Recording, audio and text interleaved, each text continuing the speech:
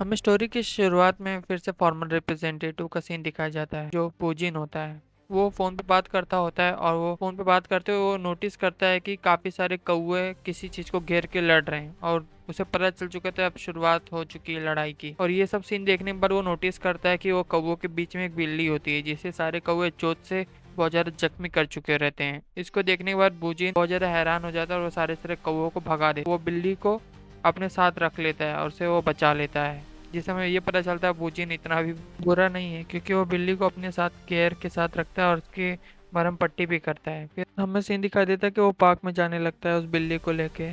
तभी हमें दूसरा सीन शिफ्ट होता है और हमें सियोन का सीन दिखाया जाता है। और सियोन का सीन में हमें दिखाया जाता है कि वो चारों तरफ से फिर से वही घिरे हुए बंदे और जो अदर डोंग को तबाह करने के लिए जो बंदे आए होते हैं, उसके सामने हमारा हीरो कैंग खड़ा होता है। और कैंग कहता है आखिरकार मैं इतने सारे वर्कआउट के बाद यहाँ पे वापस आ गया हूँ और अब मैं तुम्हें डिस्ट्रॉय कर दूंगा। और सब लोग कहते हैं इतने समय बाद ये यहाँ पे क्या कर रहा है, ये तो सबसे ज्यादा कमजोर बंदा था। और यूशॉन भी कहती है तुम यहाँ पे क्या कर रहे हो, और वो कहता है कि क्या हुआ, तुम क्या मुझे भूल गई थी। बोल रहे हाँ सचमुच मैं तुम्हें तो भूल ही गई थी कि तुम। तभी सारे बंदे बोलते हैं हमें इससे डरने की कोई जरूरत नहीं, ये सबसे ज्यादा कमजोर है डोरमाडोंग में, पुराना रिप्रेजेंटेटिव है ये। और तभी वो बोलता है आ जाओ, जिसको लगता है कि मैं बहुत ज्यादा कमजोर हूँ और इसके निक नेम पे मत जाओ, अटैक कर दो उसके ऊपर सारे लोग। और सब के सब लोग एक साथ अटैक कर देते हैं कैंग के ऊपर। और ये देख के तो योशियोन भी बहुत ज्यादा हैरान हो जाती है, लेकिन कैंग बिल्कुल भी वीक नहीं था, वो सबके वॉर को अपने शोल्डर पे ले लेता है और अपनी पीठ पे पूरे मसल्स पे फैला देता है। और वो दिखाता है कि वो पुराने बैटल से हार गया था, इसलिए अब वो और ज्यादा स्ट्रांग बन रहा था पास्ट मेमोरीज को सोच के कि हर बार वो हार जाता था, हर बार किसी न किसी को उसकी मदद करनी पड़ती थी, इसलिए वो स्ट्रांग बन रहा था। लेकिन अब मैं कैपेबल बन चुका हूँ और मुझे जितना स्ट्रांग बनना था आखिरकार उस लेवल पे मैं आ चुका हूँ। और हमारा कैंग अपनी पास्ट सीन दिखाया जाता है जब वो स्ट्रांग बनने की कोशिश कर रहा था और वो एक जिम में जा चुका था और वो बोलता है कि मुझे भी स्ट्रांग बनना है, मुझे भी अपनी बॉडी एकदम बिल्डअप करनी है आपकी तरह। बोल रहा है तुम्हारी बॉडी परफेक्ट बॉडी में नहीं आती, तुम्हारी बॉडी एक्सट्रीम बॉडी में जाएगी और वो बनने के लिए तुम्हें बहुत ज़्यादा प्रैक्टिस करनी पड़ेगी। लेकिन तुमने टैटू किया हुआ है इसलिए मैं तुम्हें नहीं लूँगा। और कैंग बोलता है क्यों सर, मुझे ले लीजिए, अब मैं परफेक्ट बॉडी जरूर बन पाऊंगा, मुझे कोई वो नहीं है, मैं जो बोलेंगे मैं वो सब करूंगा जो आप कहें। और वो बोलता है कि क्या वो सब कुछ जो मैं कहूँगा वो सब तुम करोगे, और इस बॉडी को पाने के लिए बहुत ज़्यादा मेहनत लगती है और तुम्हारे अभी बहुत ज़्यादा तुम इसमें पीछे हो, और ये बॉडी के लिए तुम्हें क्या क्या करना पड़ेगा तुम्हें नहीं पता है। बोलता है मैं कुछ भी करूँगा, आप जो बोलेंगे वो सब मैं करने के लिए तैयार हूँ। इसलिए बोलता है कि ठीक है, मैं तुम्हें बताता हूँ इसके लिए क्या करना पड़ता है, पहले देखो ये बनेगी तुम्हारी बॉडी, ऐसी बन जाएगी तुम्हारी बॉडी। ये देखते हुए वो कैंग कहता है कि जो बोलेंगे मैं वो करने के लिए तैयार हूँ, आप बस कहिए तो। बोलता है कि ये बॉटल तुम देख रहे हो स्टील की। बोलता है कि हाँ लेकिन मैं इसका क्या करूँ, इससे मेरी बॉडी कैसे बनेगी, कैंग कहता है उससे। तभी कोच उसका वो बोतल पानी में फेंक देता है और बोलता है ये बोतल जब इस पानी में सरवाइव नहीं कर पाई, और वो पानी के अंदर बोतल हमें जाते हुए दिखाई देती है, और ये बोतल जैसी पानी में जाती है वो पचक सी जाती है। उस पानी का प्रेशर इतना ज़्यादा होता है कि वो बोतल को एकदम पचका देता है। वो कहता है कि इसमें अगर तुम सरवाइव कर पाए तब तुम्हारी बॉडी उतनी ज़्यादा एक्सट्रीम लेवल पे बन जाएगी कि तुम इतने ज़्यादा टफ हो जाओगे कि कोई तुम्हें कुछ नहीं कर पाएगा। तभी हमें करंट सीन दिखाई देता है और वो कहता है कि जिसे तुम वीकेंड समझते थे अब वो इतना ज़्यादा ताकतवर हो गया है कि तुम सबको एक साथ कुचल सकता है। और वो सीन देखते हुए एक बाइक वाला उसके ऊपर अटैक करने के लिए आ जाता है और वो भी कहता है कि आ जा। और वो पूरी फुल स्पीड से कैंग की तरफ बढ़ता है और कैंग उसे एक साथ हवा में उड़ा देता है बाइक के साथ, और उसे वो बाइक उठा के तुरंत ही फेंक देता है उसी के साथ में, और वो नीचे गिर के टकरा जाता है। और ये देख के कैंग कहता है आओ, और किसको लड़ना था मुझसे, आ जाओ, सबके सबको आज मैं देख लूंगा। तभी हमें शियोन का सीन दिखाया जाता है और शियोन किसी का पीछा करती होती है और वो उसका पीछा करते हुए उसे बाइक पे ही गिरा देती है और उसके वो हॉकी स्टिक से मारती है, जिसकी वजह से वो बाइक से डिसबैलेंस होकर गिर जाता है। और ये सीन देखने के बाद तो कैंग भी एकदम डाउट में आ गया था कि ये कि कैसी लड़की है, कितना ज़्यादा वो क्रीपी लग रही है। और ये सीन देखने के बाद वो कहती है चलो ये पंक्स की बाइक में ले रही हूँ थोड़ी देर के लिए। वो बोलता है तुम श्योर हो? बोलती है हाँ, उन्हें कोई दिक्कत नहीं होगी मैं इनकी अगर बाइक लेके चले जाऊँ तो। तभी कैंग शियोन से बात करने लगता है और शियोन कहती है कि ये सारे लोग एक साथ आ गए थे, सारे एग्जीक्यूटिव्स हमारे पर अटैक करने के लिए, इन्हें जरूरी कहीं ना कहीं से लीड मिल गई होगी।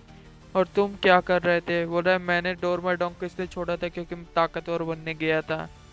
और शियोन कहती कि अब कुछ ज़्यादा ही परेशानियां बढ़ रही हैं और हमें जरूरी ताकतवर लोगों की ज़रूरत है। तभी हमें डंजन का सीन दिखाया जाता है जिसमें काफ़ी सारे पत्थर और खून गिरा होता है लाइन से।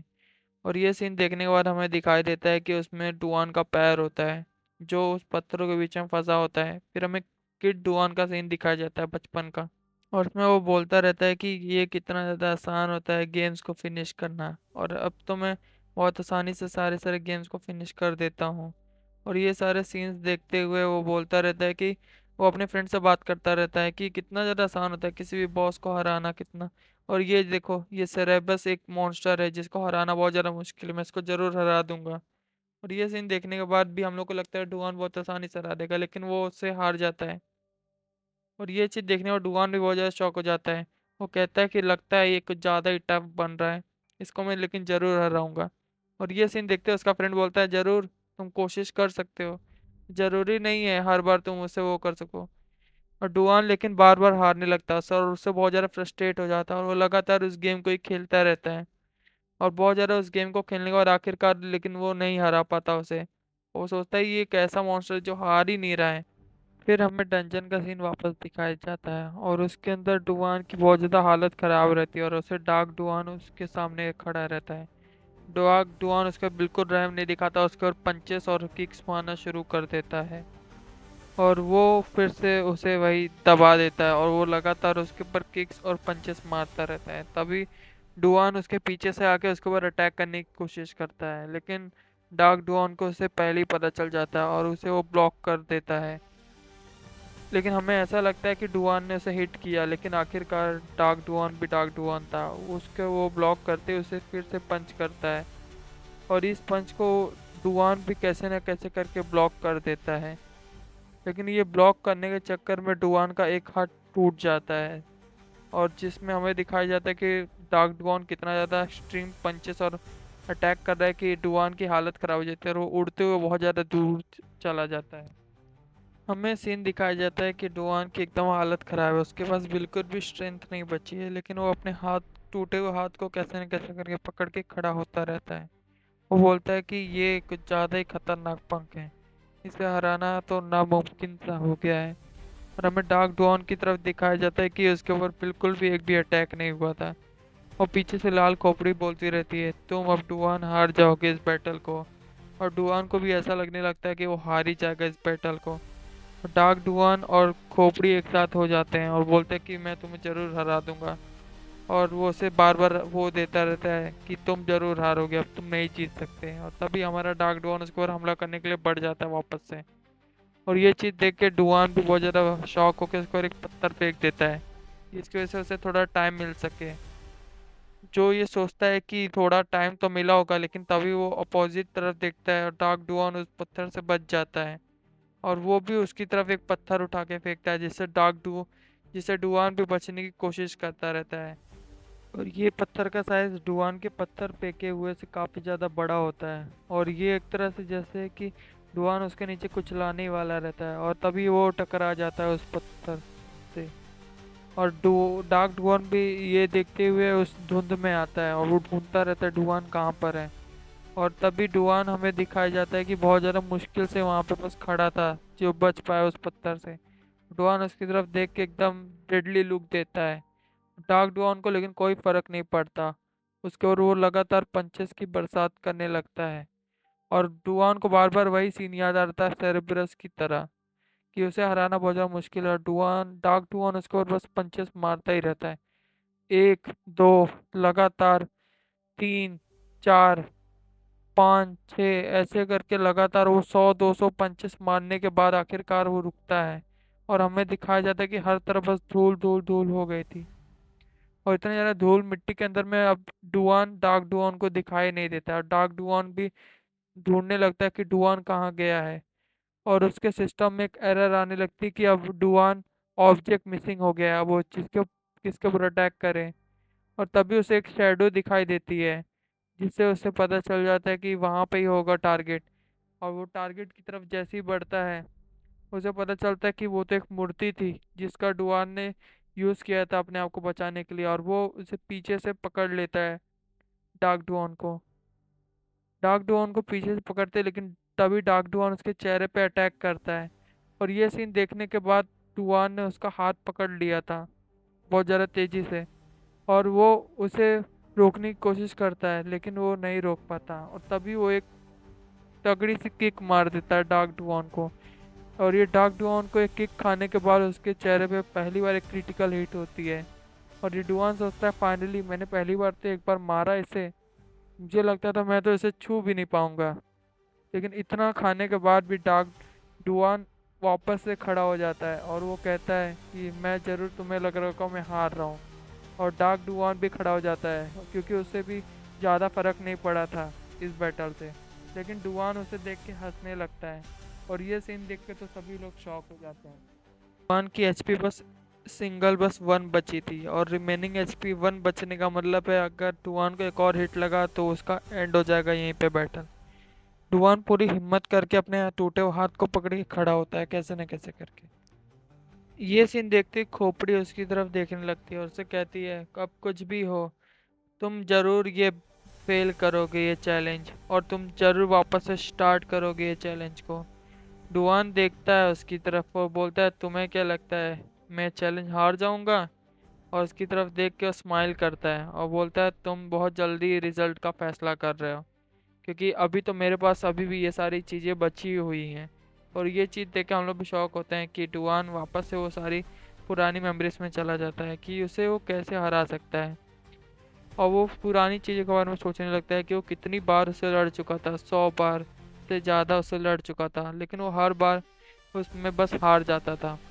उसका फ्रेंड भी सोचता है ये कितना ज़्यादा वो है कि ये बस सुबह से लेकर शाम तक बस बैटल ही वही गेम खेले जा रहा है। डुआन भी कहता है कि कोई बात नहीं, मैं इसमें लगातार खेल सकता हूँ क्योंकि मेरे पास ये एनर्जी ड्रिंक है, और इस एनर्जी ड्रिंक से मैं इतना ज़्यादा वो एनर्जेटिक हो जाता हूँ कि मैं लगातार ये बैटल लड़ता रहता हूँ। और हमें दिखाई देता है डुआन के हाथ में एक रेड बुल होती है, जिसे वो पी पी के बार बार लड़ता रहता है। और इस टाइम पे हमें वापस करंट का सीन दिखाई देता है, जिसमें डुआन के पास अब वो पॉकेट दिखा जाती है, इन्फानाइट पॉकेट। और ये देख के रेड स्कल भी बहुत ज़्यादा शॉक हो जाता है कि इसके पास ये क्या है। तभी उसे इन्वेंट्री का सीन दिखा देता है कि उसके पास एक लिक्विड पोर्शन और इन्फानाइट इन्वेंट्री थी, जिसमें वो जितना चाहे उतना लिक्विड पोर्शन रख सकता था रिवॉर्ड का। और ये सीन और ये चीज़ तुमने बताई थी कि बाहर का समय बहुत ज़्यादा तेज चलता है, इसलिए मैं सो जाता था जब भी मुझे आराम करना होता था, इसलिए मैंने कभी भी इसका इस्तेमाल ज़्यादा नहीं किया। और मेरे पास अभी ये काफ़ी सारी बची हुई हैं। और अब वो जुबान उसे पी लेता है, और ये चीज़ देखने के बाद तो हमारा रेड स्कल भी थोड़ा शॉक हो जाता है। वो बोलता है आ जाओ, मैं फिर से रेडी हूँ लड़ने के लिए। और ये चीज़ हमें डार्क डुआन को दिखा देता है। डार्क डुआन को जैसे कुछ फर्क ही नहीं पड़ा था। और डुआन कहता है आ जाओ, मैं कितनी बार चाहे तुमसे उतनी बार लड़ सकता हूँ, मुझे चोट वापस से मैं रिकवर कर लूंगा। डुआन की तरफ डार्क डुआन की तरफ दिखाया जाता है, वो बिल्कुल भी रिकवर नहीं हो पा रहा था। और डुआन एक क्रीपी से स्माइल देता है, बोलता है आ जाओ मेरे पास काफ़ी सारे हैं। तभी हमें बाहर का सीन दिखाया जाता है, सिरमा डोंग का सीन दिखाया जाता है, जहाँ पे एक हॉस्पिटल जैसी चीज़ में एक ऑपरेशन रूम दिखाया जाता है। और उस ऑपरेशन रूम में एक बंदा रहता है जो बार बार बोलता रहता है मुझे माफ़ कर दो, मैं उन्हें कुछ नहीं बताया, मैंने उन्हें कुछ भी नहीं बताया, और मैं वापस बस आया हूँ यहाँ पे तुम्हें ये सारी चीज़ें बताने के लिए। और वो उसके चेहरे पे पैर रख देता है और बोलता है तुम वापस ही आ गई, यही तुम्हारे लिए सबसे ज़्यादा वो है, क्योंकि वहाँ पे तुम्हारे बस कैसे तुम बच के वापस आ पाए और सारे लोग कैसे हार गए, और तुमने उन्हें ज़रूर बता दिया था कि ये सारी चीज़ों में कौन कौन वो है। तो ये सारी चीज़ें सुनने के बाद वो बोलता है नहीं, मैंने उन्हें कुछ भी नहीं बताया था, उनने बस वही मुझसे पूछा, लेकिन मैंने उनसे कुछ नहीं बताया कि ये सब मैसेज की किसके वो तरफ से आया हुआ है, और ये मैसेज में क्या खास था। और ये चीज़ देखते हुए उसे वो धमकी देता रहता है कि तुम जल्दी से जल्दी बता दो मुझे इसके बारे में, नहीं तो मुझसे ज़्यादा बुरा कुछ नहीं होगा। और ये सब सीन हमें वापस करंट सीन में आ जाता है, जिसमें वो उसी ऑपरेशन थिएटर में खड़ा होता है, बोलता है कि तुम सब इतने सारे थे, वेपन्स के साथ थे, और तुम सब वो 2 लोग से हार गए। ये तो बिल्कुल भी अनफेयर है, ये तो बिल्कुल भी फेयर नहीं है। और वो चीज़ देख के वो बहुत ज़्यादा डरता रहता है, क्योंकि उसके हाथ में एक सर्जिकल नाइफ होता है।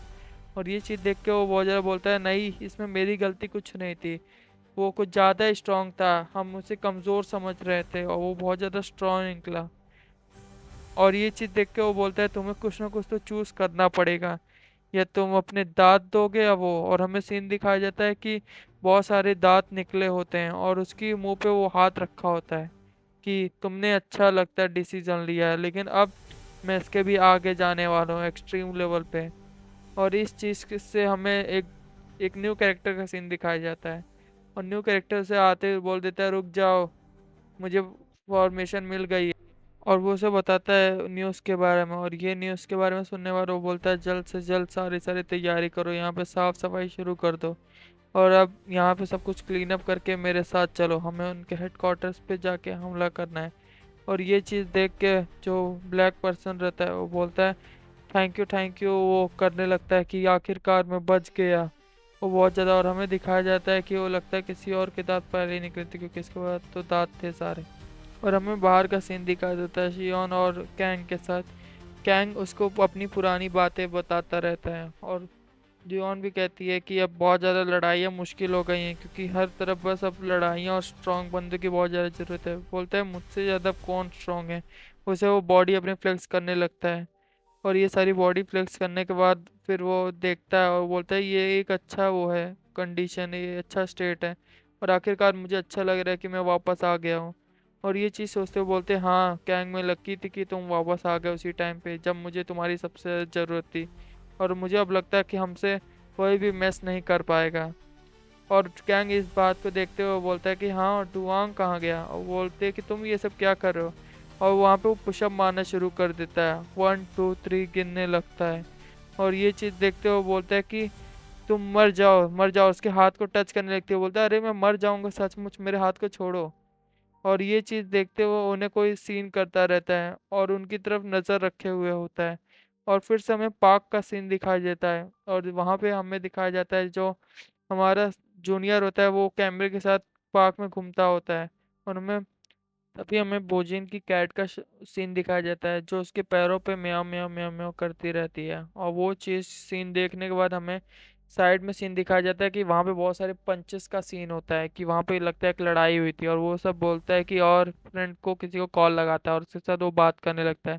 थोड़ी देर बाद वो उसे किटी किटी करके टिकल टिकल करने लगता है, और अब फिर जब उसकी आंखें कुछ ज़्यादा ही किटी की तरफ जाने लगती है, तब हमें थोड़ी देर बाद सीन दिखाया जाता है कि वो किटी वहाँ पे बेहोश पड़ी होती है, और उसकी तरफ बस उसके चारों तरफ बहुत ज़्यादा खून, और वो खून से लथपथ होती है। और हमें ये सीन कट होते ही अगला सीन दिखाया जाता है।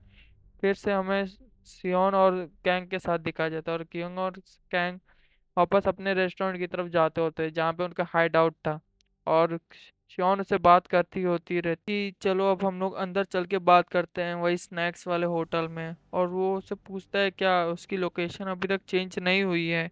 बोलती है, नहीं, उसकी लोकेशन अभी भी वही, और हमने उसे सक्सेसफुल एक बिजनेस बना दिया, और वहाँ से बहुत ज़्यादा वो पॉपुलर प्लेस भी हो गया है, वहाँ की टाको याकी बहुत ज़्यादा फेमस है।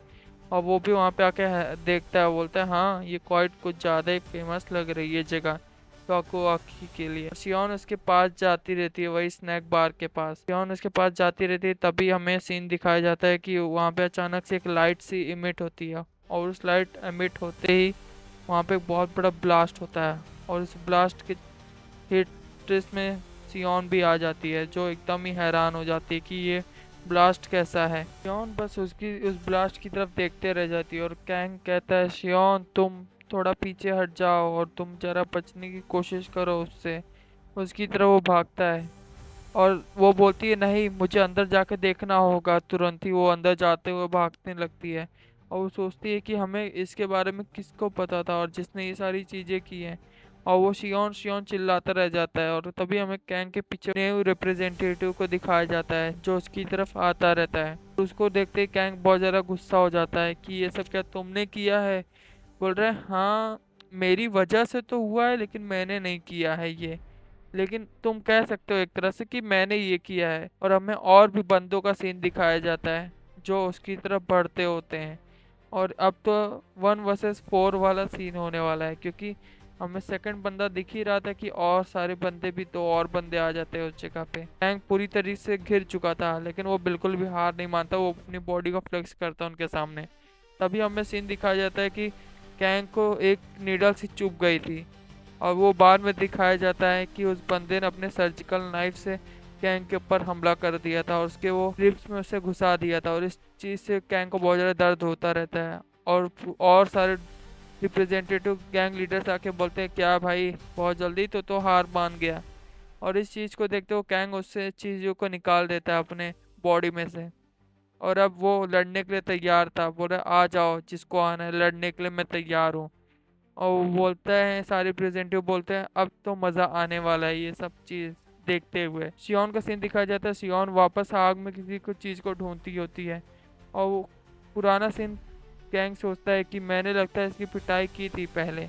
और कैंग हमें दिखाया जाता है कि वो घुटनों के बल में बैठा होता है, उससे वो बहुत ज़्यादा ब्लीडिंग होती रहती है, और हर तरफ बस आग का सीन दिखाया जाता है कि आग हर तरफ फैला होता है। वो बंदा बोलता है, तेरी वजह से मैंने परेशानी देखी थी, अब तू देखेगा कि अब यहाँ पे क्या होगा। और ये सब सीन दिखाया जाता है, और हमें आखिरी में उसका होडी पे ख़त्म किया जाता है इस सीन को। गाइस, आपको ये सीरीज़ तो चाहिए, लेकिन आपका सपोर्ट एकदम नाम मात्र है इस सीरीज़ पे, क्योंकि इसमें वीकली में भी देख रहा हूँ 100 व्यूज़ भी क्रॉस होना बहुत ज़्यादा मुश्किल हो जा रहा है, कि एक एक वीक में भी 100 व्यूज़ भी बहुत मुश्किल से आ रहे हैं।